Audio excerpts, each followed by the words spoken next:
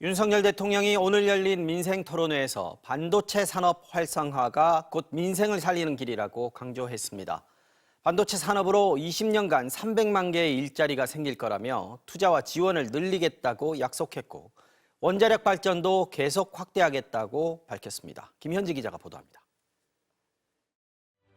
윤석열 대통령은 세 번째 열린 민생토론회에서 반도체 기업에 대한 투자를 확대하겠다고 밝혔습니다.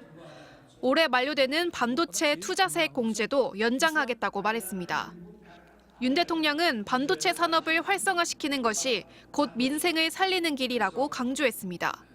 반도체 공장을 하나 세우게 되면은 어마어마한 일자리들이 창출되게 되는 것입니다. 그만큼 우리 일반 국민들, 중산층, 서민들의 민생에 엄청난 영향을 주는 산업이라는 것을 우리가 잘 알아야 될 것 같습니다. 윤 대통령은 경기 남부 일대에 622조 원 규모의 반도체 메가 클러스터를 조성하고 있다며 앞으로 20년에 걸쳐 일자리가 최소 300만 개는 새로 생길 것이라고 설명했습니다. 또 반도체 생산에 대규모 전력이 필요한 만큼 원자력 발전도 계속 확대시켜 나가야 한다고도 강조했습니다. 윤 대통령은 R&D 예산이 대폭 삭감됐다는 비판을 의식한 듯 내년도 예산을 만들 때는 대폭 증액하겠다고 설명했습니다. R&D를 조금 줄여가지고 여러분들 불안해하시는 분이 많은데 걱정하지 마십시오. 이번 토론회에는 반도체 전공학생 20여 명을 포함해 반도체 관련 기업 대표와 전문가, 경기 용인 지역 주민 등 50여 명이 참석했습니다. MBC 뉴스 김현지입니다. 북한이 어제 발사한 탄도미사일은 극초음속 중장거리 미사일이며 발사에 성공했다고 주장했습니다. 북한 주장대로라면 이번 미사일은 음속보다 5배 정도 빨라서 요격이 어려운 데다 발사 준비가 신속한 고체 연료를 사용해 사전 탐지도 쉽지 않습니다. 북한이 노리는 건 뭔지 홍희표 기자가 보도합니다. 끝부분이 뾰족한 미사일이 회색 연기를 내뿜으며 솟아오릅니다. 북한이 공개한 고체 연료 기반의 극초음속 중장거리 미사일 발사 장면입니다. 극초음속 기동용 조종 전투부를 장착한 중장거리 고체 연료 탄도미사일 시험 발사를 진행했습니다. 발사된 뒤 분리되는 탄두 부분이 비행체처럼 잘 날아가는지를 시험하는 한편 개발 중인 고체 연료 기반 로켓으로 미사일을 발사하면서 두 가지 요소를 함께 시험했다는 게 북한의 주장입니다. 통상 극초음속 미사일은 음속의 5배 이상으로 빠른 데다 50km 안팎의 낮은 고도를 변칙적으로 움직이기 때문에 요격이 매우 어렵습니다. 변칙적인 기동을 하면서 장화하는 입장에서는 미리 준비할 시간이나 정확하게 어디에 탄착할 건지 계산하기가 어렵기 때문에 북한의 주장대로라면 극초음속 미사일 시험에 나선 것은 이번까지 모두 4차례지만 아직 시험 단계인 만큼 실제 성능까지 단정하기는 어렵다는 분석이 나옵니다. 한편 준비 시간이 짧아 신속하게 쏠 수 있는 고체 연료 중장거리 로켓을 시험한 것은 미국을 향한 경고로 풀이됩니다. 정상 각도로 발사할 경우 최대 5,500km까지 날아가는 만큼 괌 기지 등에 있는 미국의 전략 자산을 묶어두겠다는 의도라는 겁니다. 주일 미군 기지나 괌 등을 공격하는 목표이기 때문에 한반도 중원의 기지가 되는 곳을 신속하게 타격을 해서 무력화하기 위해 북한의 미사일 시험 발사를 명백한 도발로 규정한 국방부는 우리에게 직접적으로 도발할 경우 압도적으로 대응하겠다고 밝혔습니다. MBC 뉴스 홍희표입니다. 서울 4대문 가운데 유일하게 복원되지 않은 문이죠. 서대문으로 불리는 돈이문에 대해서 서울시가 복원을 검토하고 있습니다. 이 복원 자체만 놓고 본다면 역사적인 의미가 적지 않지만 주변 환경이나 예산을 비롯해서 현실적으로 고려해야 할 점들이 많다는 지적도 나오고 있습니다. 조희영 기자가 취재했습니다. 서울 지하철 5호선 서대문역에는 서대문이 없습니다. 조선시대 한양도성 동서남북 4대문 가운데 실물이 없는 유일한 문입니다. 1396년 의를 두텁게 한다는 뜻을 담아 돈이문이라 불렸는데 일제시대 전차가 다니기 불편하다는 이유로 철거됐습니다. 돈이문이 어디에 있었는지 아세요? 잘 모르는 것 같아요. 다시 만든다 이러면은 근데 역사적 의의가 있는 거다 보니까 확실히 다시 생기면 더 좋을 것 같다. 서울시가 돈이문 복원을 추진하고 나섰습니다. 오는 2026년까지 도니문 박물관 마을을 철거해 공원으로 만들고 2035년까지 세문안로 400m 구간에 지하도로를 만들어 그 위에 도니문을 짓겠다는 겁니다. 총 3만 5천 제곱미터 규모의 4천억 원이 소요될 것으로 시는 추산했습니다. 앞서 오세훈 시장은 지난 2009년에도 도니문과 서울 성곽을 복원해 유네스코 세계문화유산 등재를 추진했습니다. 강북 삼성병원 앞 정동 사거리 일대에 도니문을 새로 짓고 하지만 보상과 교통 문제로 진척을 보지 못한 채 오 시장도 당시 중도 사퇴했습니다.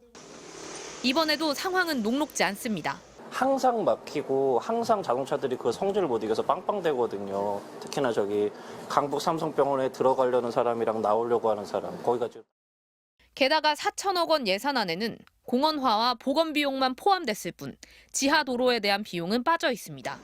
또 해당 부지 밑으로는 지하철 5호선이 지나가 지하도로 건설이 가능한지 기술적인 검토도 필요합니다. 이에 대해 서울시는 아직 확정된 안은 아니라면서 문화재청과의 협의도 필요하고 사업에 대한 타당성 평가도 필요하다고 말했습니다. MBC 뉴스 조희영입니다.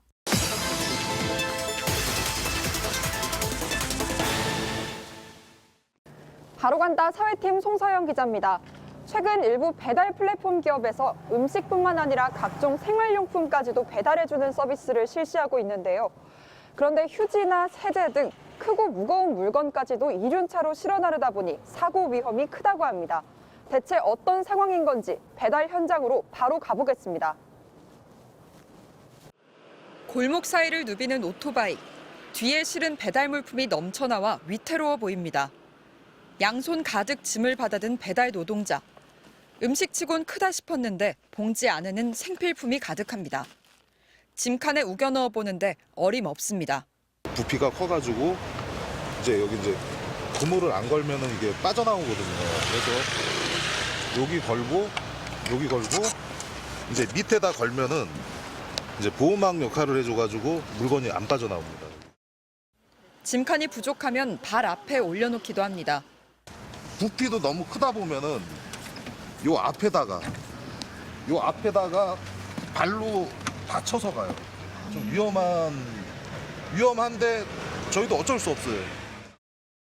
배달의 민족이 생필품까지 직접 파는 비마트 서비스를 확대하면서 나타난 모습입니다. 그런데 노동자들이 이렇게 위험을 감수하면서까지 짐을 싣는 이유는 뭘까? 아무래도 이게 금액 자체가 일반 음식 배달료보다 저희가 받는 수입이 적어요. 그럼 하나만 가지고 나갈 거면 이 비마트를 안 하게 되겠죠. 음식은 여러 개 배달하려면 여러 음식점을 돌아야 하지만 비마트 물건은 물류센터 한 곳에서 받아가면 된다는 이유로 애당초 배달 수수료도 적게 매겨진 겁니다. 그래서 한 번에 2-3건 배달해야 수지가 맞으니 부피도 무게도 무리하다 싶지만 그냥 간다고 말합니다. 이 짐칸에 이제 하중 한 20몇 킬로를 싣게 되고 언덕길을 올라가다 보면 그 하중 뒤로 가기 때문에 뒤에가 쏠리면서 이렇게 앞바퀴가 들리는 경우가 있어요. 회사 원칙상 10kg 넘는 주문이 들어오면 배달의 민족 물류센터에서 나눠 포장해 넘겨줘야 합니다. 배차도 따로 해줘야 합니다. 하지만 여전히 10kg 넘는 배달 봉지가 나온다고 합니다. 여기 라이더들이 이 시간이 돈이다 보니까는 10kg가 넘어도 그냥 갖고 가는 경우가 많아요. 배달의 민족 측은 이에 대해 짐칸을 넘어가지 않도록 자체 부피 기준을 마련하고 있고 10kg 이상 배달 건은 분리배차 원칙을 지키고 있다고 해명했습니다. 또 프리랜서 노동자들의 소유인 이륜차 짐칸에 강제 규정을 두기도 어렵다고도 밝혔습니다. 결국 배달 산업은 새로운 시장으로 영역을 넓혀가고 있지만 노동자 보호는 이번에도 그 속도를 따라가지 못하고 있습니다. 바로간다 송서영입니다. 경찰이 오늘 방송통신심의위원회를 압수수색했습니다. 유희림 방심위원장이 가족과 지휘인을 동원해 민원을 사주했다는 의혹과 관련된 것인데요. 그런데 이번 압수수색은 민원 사주 의혹을 밝히기 위한 게 아니라 민원인 정보가 유출된 경위를 찾아내는 게 핵심입니다. 정혜인 기자가 전해드립니다. 오늘 오전 서울경찰청이 방송통신심의위원회를 압수수색했습니다. 방심이 민원 상담팀과 전산팀에 서류와 컴퓨터를 복사하는 방식으로 진행됐습니다. 오늘 수사는 방심위가 뉴스타파 등의 보도를 심의하는 과정에서 류희린 위원장이 가족과 지인을 동원해 집단 민원을 넣었다는 이른바 민원사주 의혹이 발단이었습니다. 하지만 정작 오늘 압수수색은 민원사주 의혹이 아닌 류 위원장 가족 등 민원인의 정보 유출이 핵심이었습니다. 민원사주 의혹이 불거지자 당사자인 류 위원장은 해명 대신 본인의 가족인 민원인 정보가 유출된 점을 문제 삼았는데 신고한 지 3주도 안 돼 경찰이 강제 수사에 착수한 겁니다. 방심위 노조는 의혹의 분류는 놔두고 의혹을 제보한 내부 직원만 색출하겠다는 처사라며 강력히 반발했습니다. 그것이 사실이라면 당연히 사과를 해야 함에도 마땅한데 사과할 생각은 전혀 없어 보이고 반대로 공익신고자에 대해서 색출하겠다라고 엄포를 놓고 수사 의뢰를 해서 이렇게 압수수색까지 진행.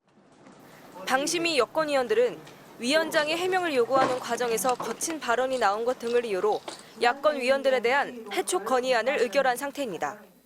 한 야권 위원은 의혹의 본질은 위원장의 가족과 지인들이 어떻게 특정 시기에 특정 사안에 대한 집단 민원이 가능한지를 밝히는 것이라고 비난했습니다. 압수수색에 앞서 방심위는 내부 직원들을 상대로 자체 감찰을 벌였는데 경찰은 해당 감찰 자료를 넘겨받았는지에 대해서는 확인해 줄 수 없다고 밝혔습니다. 반면 야당이 고발한 민원사주 의혹이나 지난달 방심위 직원이 국가권익위에 신고한 청부민원 의혹에 대한 조사 움직임은 아직 없습니다. 방심위 직원 149명은 류희린 위원장의 이해충돌 방지법 위반 혐의에 대해 기명으로 권익위에 조사를 촉구한 상태입니다. MBC 뉴스 정혜인입니다.